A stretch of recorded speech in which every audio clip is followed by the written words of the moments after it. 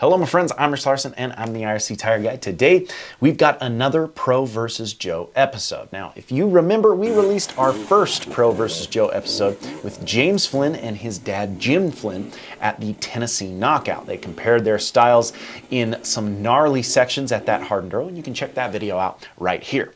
Now I put out the calling for you guys to send me your videos. I've been working on those, I'm compiling those, I'm stoked on what I'm seeing, and that video will be coming out soon.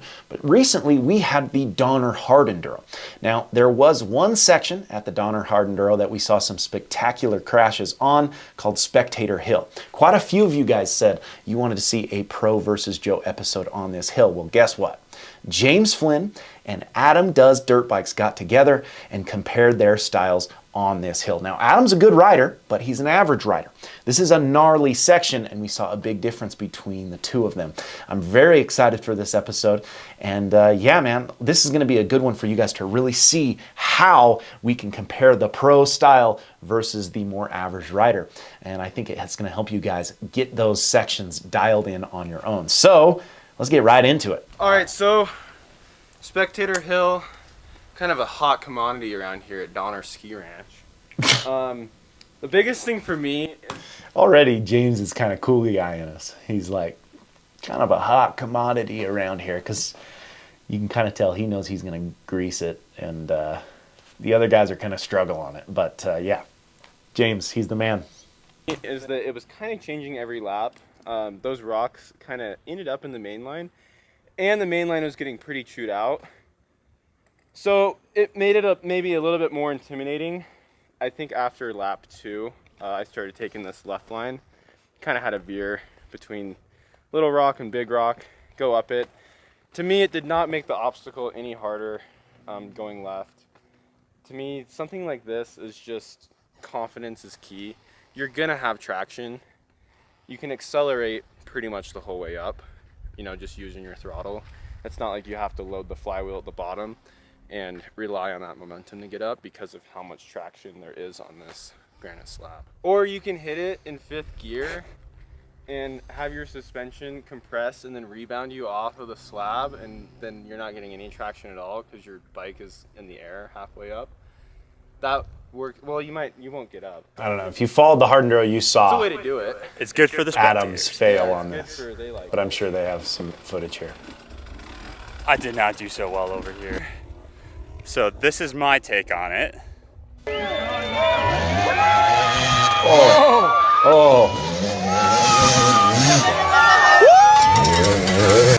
my God. All right.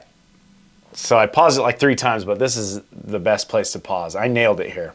So where I paused it, you can see Adam, first off, is coming in hot. He's coming in full bore, full pace. And James kind of mentioned, he's like, it's not like you have to load the flywheel. I don't know if that's 100%. I mean, obviously, you're definitely loading coming into the bottom of it. But I think what James is kind of saying is there's a lot of grip on the rock.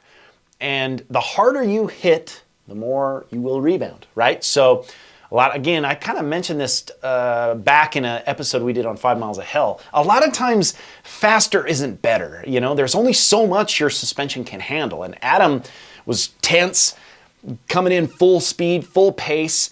And yeah, as you can see, he hits it and gets flung. Now, there's quite a bit more pertaining to body position that I want to talk about here. Just right off the bat, we see Adam coming in. He is hips back, but he's also a little bit out of balance. And again, I think he's coming in just tight, tense, he's scared. It's like a 25-foot slab. So it may not look it, but it is giant on video. Now, Adam's coming in, and again, he's almost just floating across everything. His hips are back, but here's the important part. Watch as he drives into the slab what his body does. So here we go. I'm going to push play here. Boom. So, yeah, as you can see here, Adam collapses into his machine, okay? He comes in with his hips back, but as soon as he hits the slab, he literally just drops. And as he drops, I mean, his head is almost level with the bars, right? So As soon as he drops, that front tire rebounds and starts to come back up. He's got nowhere to go other than back, and it's just going to fling him, right? So if he could have maximized back, and then as that front tire drives into the obstacle, fully bring his weight forward, almost putting his head, and we'll see here, I'm sure when James does it, his head is going to be literally where he's going to be able to read the front. You can read the knobs on the front tire, right? He'll be able to tell what front tire he's running because he's going to maximize so far forward. That counteracts that rebound, that wheelie that wants to happen. Then he can let that bike come out from under him and hold traction the rest of the way up. So that beginning body position is so important. The ability to drive that weight forward into the obstacle, into the counteraction of the bike. The bike wants to wheelie over. You've got to get in front of that movement. Initiate, drive, take action with your body. And Adam didn't do it. You see, he just kind of collapsed. And that's a symptom of being very tense. You're just in one position. Whereas James, I'm sure he's going to move a lot on the bike. He's very good at moving back and forth, and that's what these things are about. You have to be able to move on this machine. But anyway, collapses and then flung. Oh my gosh. Same thing. Boom. Yeah. Just collapses into that machine. All right, and now that you've seen my take on it, let's see how James does it. Pretty nar. Here we go. Oh, that's funny. That shows how steep it is though, right? James running up. Okay, so here we go. I paused it now. James is approaching. You can see, not nearly as fast as Adam. He's gonna come in. Now, I'm gonna tell you right now, probably 4 or 5 feet before the obstacle, before his front tire actually hits the slab, you are gonna see his hips back. He's gonna have his hips back over the rear fender. He'll be a little bit extended on his arms. He's keeping that front tire light into the obstacle. So let's see if I can catch a pause here. Here we go. Boom, right there. You can see he is back as about 4 or 5 feet before the actual obstacle. He's back, keeping that front tire light, and he's loading that flywheel before the obstacle. There is a load for sure, even though he said you don't really have to, for sure.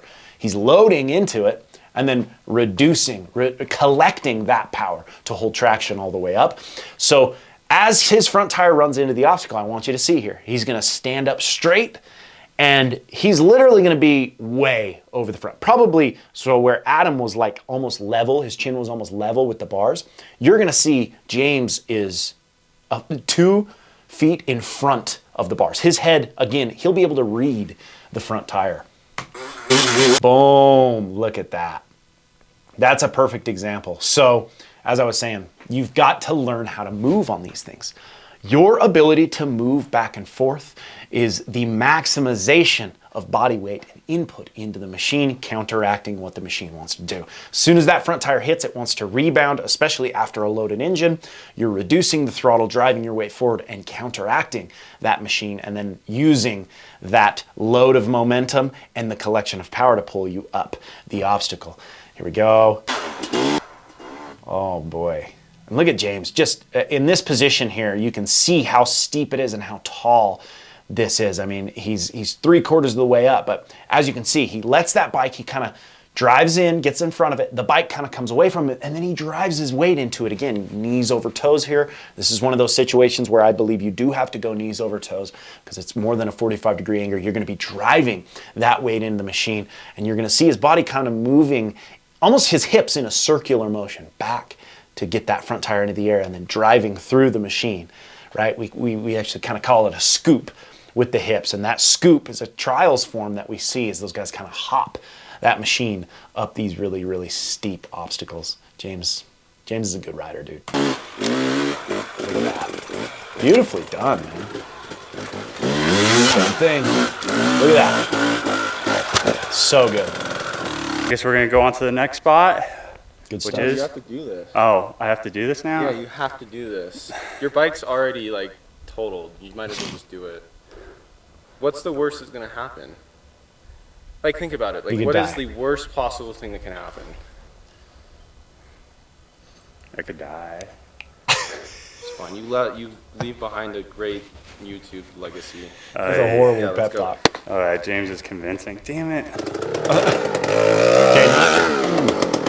Yeah, not enough speed coming in. Again, you would want to load a little bit more confidence. All right, we got some mental blockage going on.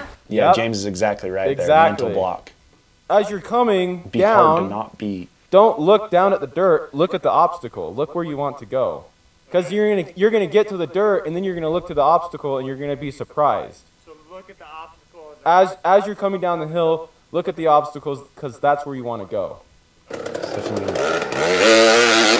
Good load. Wow, very nice, Adam.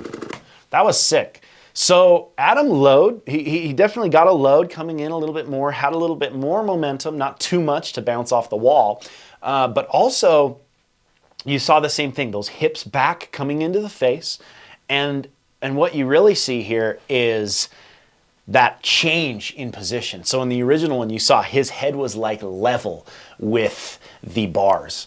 On this one, he actually drove into the obstacle way more over the front. I mean, he could even move further.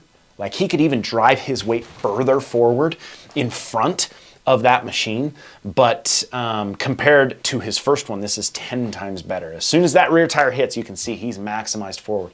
Again, he can maybe maximize a little bit more. And because he didn't quite get as far as James was, it starts to wheelie a little bit. But he was able to trust it, and that machine pulled him right up the top. Very nice, very good. And the other awesome thing about how Adam approached that is he didn't panic and sit down.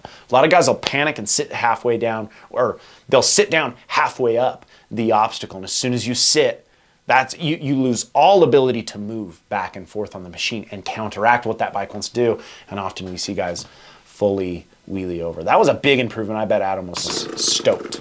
Woo! That's how you do dirt bikes! Woo!